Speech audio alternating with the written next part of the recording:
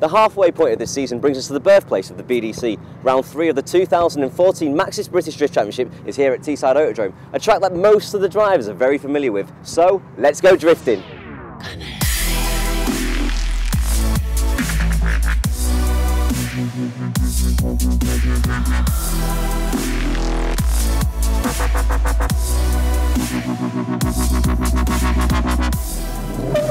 The last round at Knockhill saw some great drifting from all three classes. Let's have a quick recap of what happened at round 2.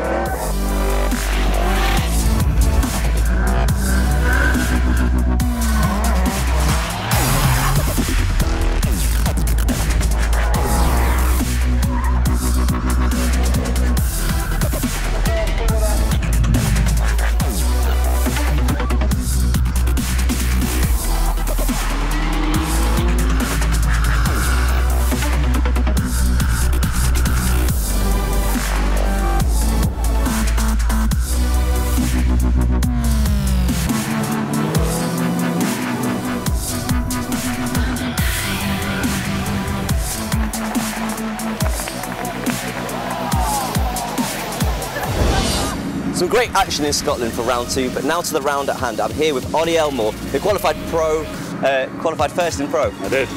Ollie, track conditions a bit hard today. The first corner, initiation's fine, even in the wet. Halfway through the corner, the 2/3 of the corner is like an ice rink, so it's just trying to pick the right line where you can get a bit of grip on the track. Round 1 I was semi-pro, my first year of competing, and I moved up to pro after Knockhill, and now I'm qualifying in Super Pro this round as well, which I have done. So. And is it the same car that you had in semi-pro that you've taken off? Same car, yeah, same car 2 rounds ago. I've done nothing to it other than put fuel in it and change tyres. Right. Thanks for that, Ollie. Well, while everyone's getting ready, I'm going to pass you over to Matt, who's going to give everyone new to the sport a drifting 101. Thanks, Corin. So we're here with Matt Stevenson from Slide Motorsport and Brian Egan all the way over from Ireland. Going to give you a little bit of a lowdown on how this drifting lark works, because I get messages constantly on, so who wins? There's no, it's not race to the finish line, it's not the first one across it. So we're going to talk a little bit about twinning. In qualifying, the main point is to get as close to this clipping point as physically possible. And then they're scored on drift angle, speed and aggression. So as you see, we've swapped the cars around, following that qualifying line that the judges are looking for. And now Matt's got to put the pressure on Brian, see if he can outflake him, make him do a mistake, or basically just get as close to that door as physically possible. Top qualifier round 1, top qualifier today. How you feeling? Massive surprise, really. Wasn't expecting to top qualify this weekend. I did my 3 qualifying runs, and yeah, to come out on top was a big surprise. I'm not normally a particularly good qualifier. In years previous, I've never been a particularly high qualifier. I've always been a good battler, but never a good qualifier. But this year, maybe our team's done a really good job. I'm going to push hard for the win this weekend, and you know, show myself I can stand on a top podium. Never done it in BDC yet. Never got a win in BDC. So had a lot of seconds, a lot of thirds. Really hoping to get that top spot this weekend. Top qualifier, how'd you feel? Awesome, mate. Good day yesterday. Local track, so had quite a bit of seat time here. First place you came last year, so home track, so... Yeah, home turf. Did it last year. Hoping to do it again this year. Bring on the smoke. Yeah, bring smoke. So after an exciting qualifying session at Teesside Autodrome, we saw the results for the semi-pro class looking just like this. Adam Simmons took the top spot with 78.5 points, Martin Wonnacott with 73.5, and Kirsty Widrington took 3rd place with 71 points. So straight into our first top 16 battle, we see Stephen Donnelly in the Dymax Chosora going up against Andy Arnott. Andy Arnott, as you see, making a straight there as he goes through that first corner. But Stephen Donnelly again with a correction. Both drivers making mistakes. The judges won't be impressed. The judges are looking for the line to be taken from qualifying to score maximum points, as well as close proximity, speed and angle. So a little bit of a scrappy run from these two. We'll have to see what's in store in the second run.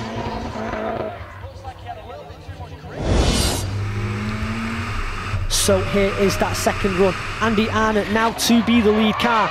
Stephen Donnelly will try and use that extra power to chase Andy Arnott down, but Andy Arnott with 2 wheels off onto the grass and a spin, that's going to throw it away, giving Steve Donnelly a massive advantage. Stephen Donnelly is just going to have to complete a pass of the circuit without a mistake, and he should go through into the top 8.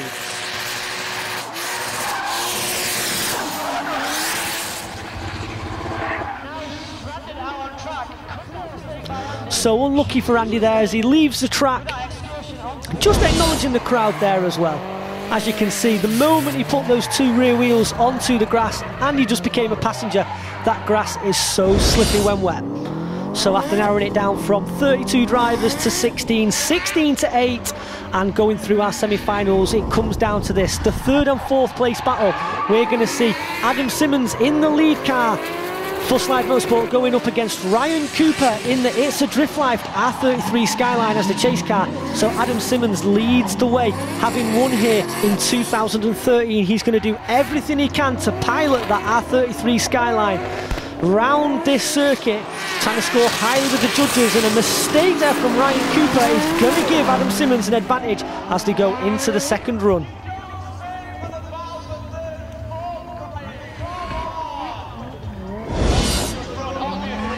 So into that 2nd run, Adam Simmons with an advantage. Ryan Cooper as the lead car. Adam's going to try and put as much pressure as possible on Ryan Cooper into making a mistake and try and take the win as they go round the tight hairpin corner. It looks like Ryan Cooper has spun the It's a Drift Life R33 Skyline. Adam Simmons is going to get on his way and try and continue his run. So Adam moves into the lead car as they make their way around the circuit to complete the pass.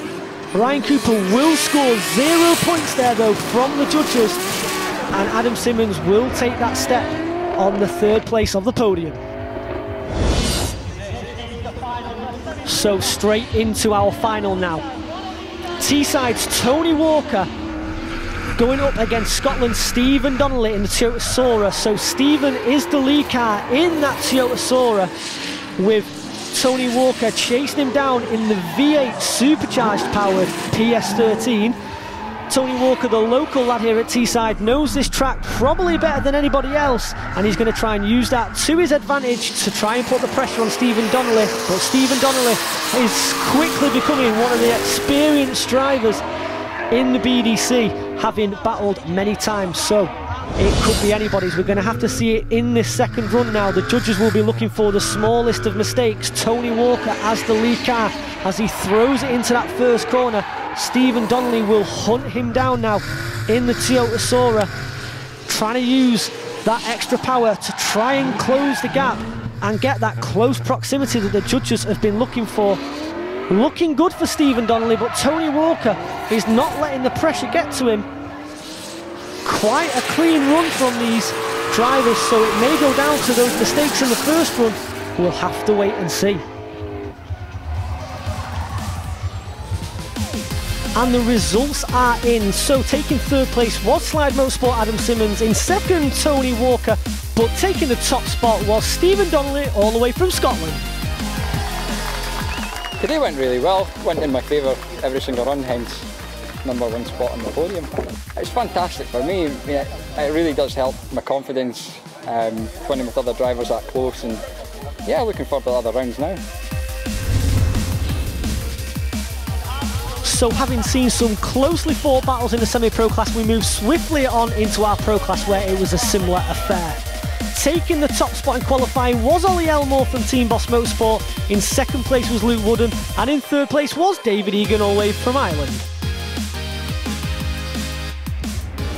So it's straight into our first top 16 battle. We're going to see Dan Major going up against Richard Grindrod in his BMW. So Dan in the V8 powered Volvo 340 with NOS is going to try and use that 100-shot NOS to try and gain an advantage on Richard Grindrod in the LS V8 powered BMW E36.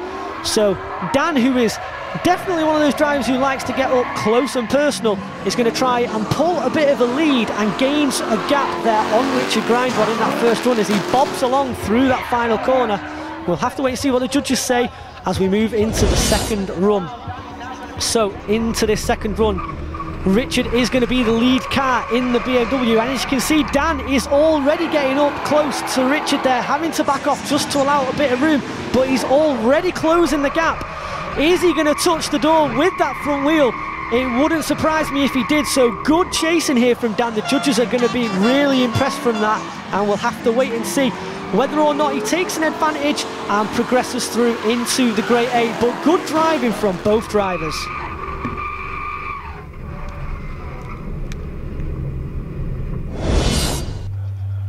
So we're going to see now our third and fourth place battle. Who will take that third spot on the podium?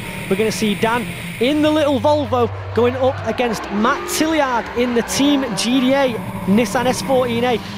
So Dan, the lead car, is extending a big gap there from Matt. Matt is going to try everything he can to try and catch up, but off the circuit, 2 wheels means that he's going to score 0 points on this first run. Dan is just going to lead away now as he extends that gap and takes that huge advantage through as he goes through the final corner and crosses the finish line. He puts his arm out because he knows that he's taking that advantage through into this next battle.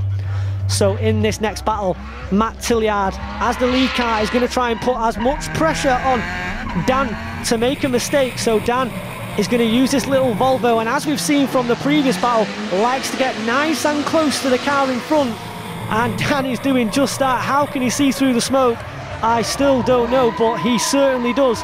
As he's piling through now into this tight hairpin corner, he's going to close the gap before making it through that final section in the hope of taking that third spot on the podium here at Teesside, round 3 of the British Drift Championship. So into our final now, Anthony Morley versus Oliver Silcock. Anthony Morley in that supercharged V8 R324 Skyline, being chased there by Ollie Silcock, who is trying everything he can to take the win here at Teesside.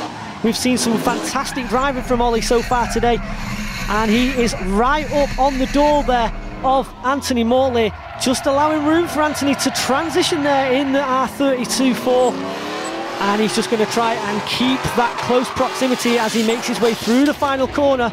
I'm sure the judges will be impressed with Oliver's driving. So Ollie now will become the lead car. Can Anthony Morley chase Ollie as well as Ollie did in the first run?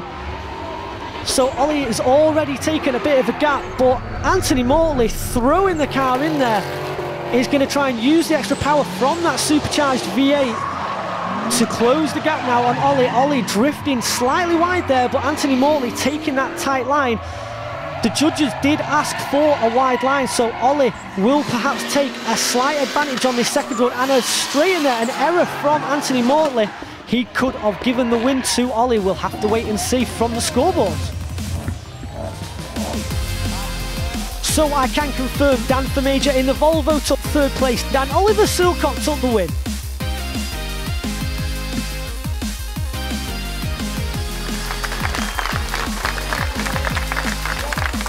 It's been awesome.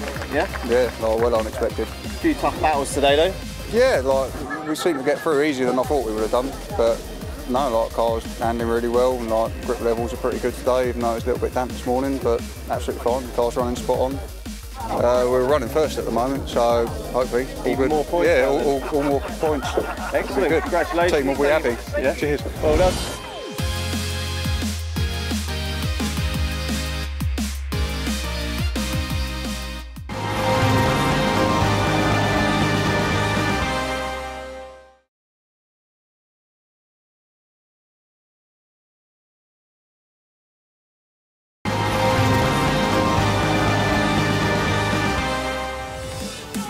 So welcome back to Teesside Autodrome for round 3 of the Maxxis British Drift Championship. So we're moving into our Super Pro class, the main event, and the qualification results look like this.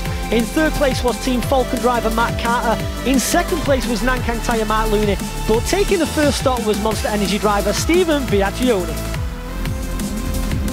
So first up, we see our top 16 battle with Mark Looney in the Lucas Oils Toyota Supra going up against Mark Huxley in that Toyota Celica RA28 powered by an SR20 DET engine from a Nissan 200SX. And as you can see, Mark Huxley has built that car to be driven as he almost rubs the door there of Mark Looney. Mark Looney will try and use the 1100 horsepower, massive power there to try and gain an advantage on Mark Huxley, but Mark Huxley is driving the boots off that Celica RA28. Fantastic run as we cross the finish line to a cloud of smoke. So they swap around. Mark Looney will become the chase car. Mark Huxley is going to try and flick that little Celica RA28 into the first corner, but Mark Looney is hunting him down there. Good close proximity, using those Nankang tyres to get as much grip as possible. And Huxley running slightly wide there. We'll have to wait and see what the judges feel about that. Whereas Mark Looney taking the qualifying line that the judges have been asking for, may score those extra points to take the advantage and possibly progress through into the next battles.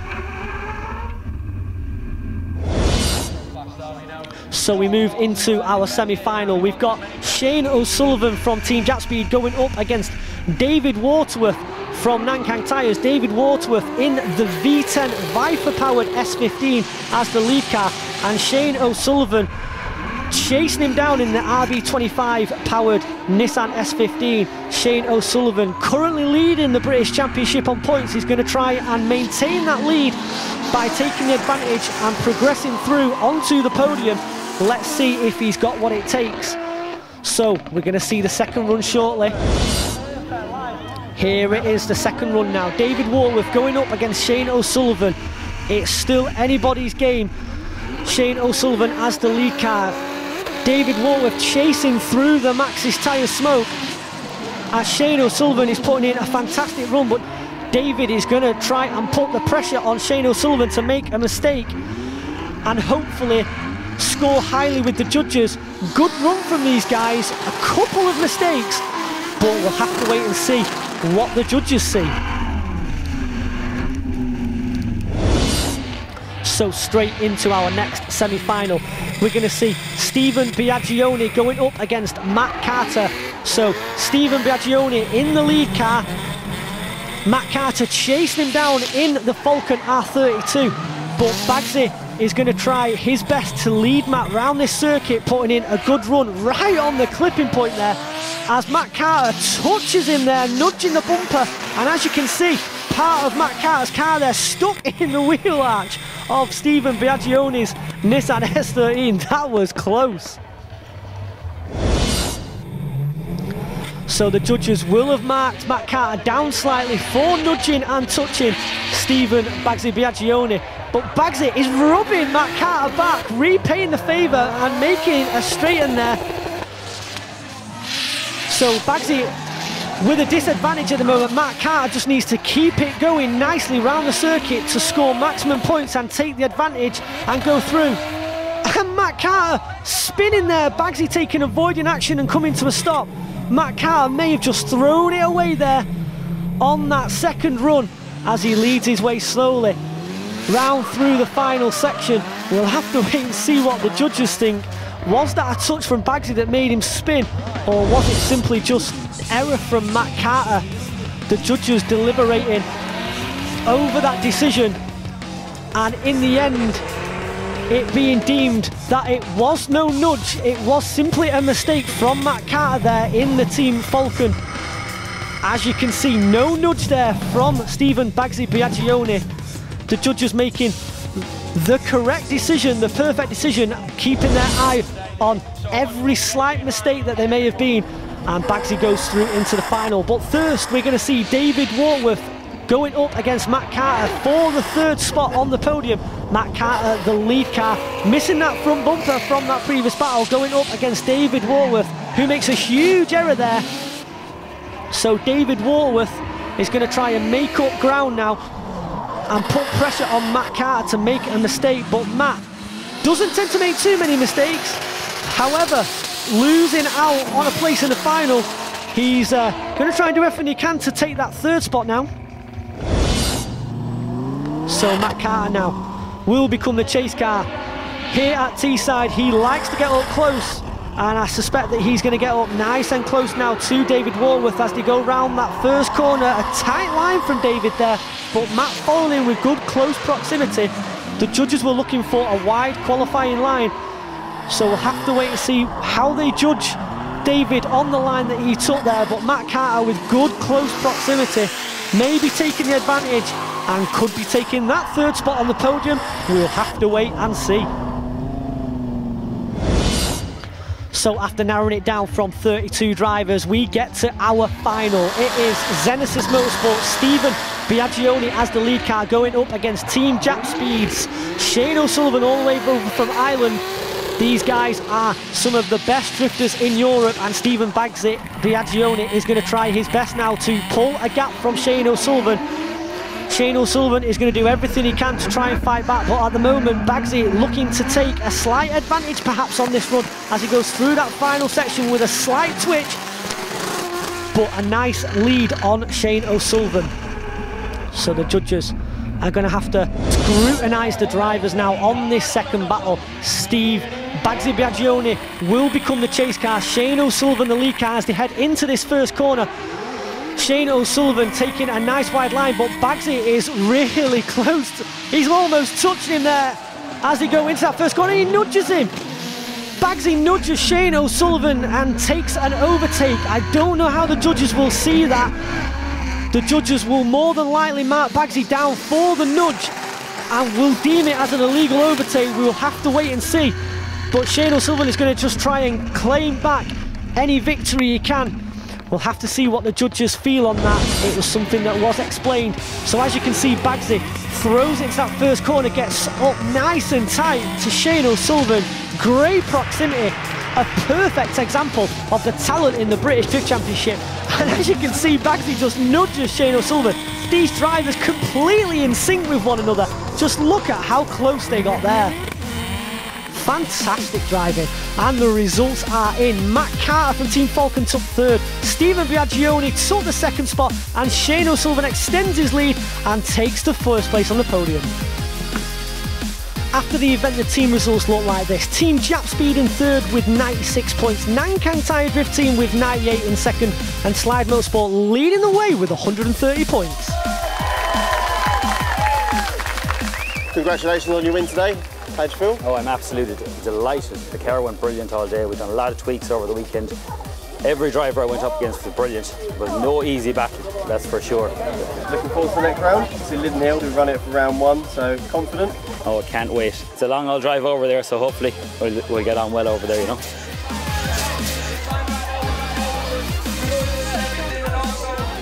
Matt, a great round three again here at Teesside Autodrome, and you know, we had the weather made the big difference yesterday, and then today was totally different. Yeah, I mean, obviously the rain yesterday, it was really hard for the drivers to be qualifying in that sort of weather. But then the sun came out, glorious weather today for the top 16. It meant we had battles galore, didn't it? Oh, the door-on-door action. If you wasn't here, you need to get to the next round. Yeah, and round 4 at Linden next, so make sure you come down to that. But unfortunately, that's all we've got time for, so go hard or go home.